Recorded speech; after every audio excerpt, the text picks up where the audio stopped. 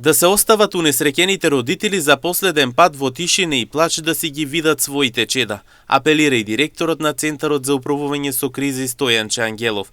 Тој информира дека е невозможно, нехумано и непотребно сите во исто време да присуствуваат околу телата на починатите. Рече дека на родителите им треба утеха од најблиските кои претходно ќе влезат со нив. Невозможно е, нехумано и непотребно сите во исто време да придат околу телата на починатите. На родителите им треба утеха од најблиските кои претходно ќе влезат со нив.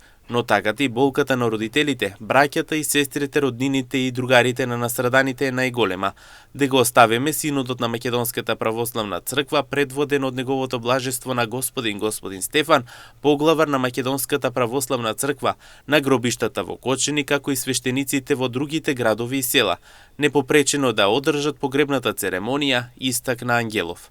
Ангелов ги замоли сите ужалени граѓани да останат надвор од портите на гробиштата и достоинствено, без туркање и загрозување на својата и безбедноста на присутните, да оддадат почит на настраданите. На влезната капија на гробиштата ќе стојат свештеници од Кочани, кои ќе ги пропуштат родителите со нивните најблиски.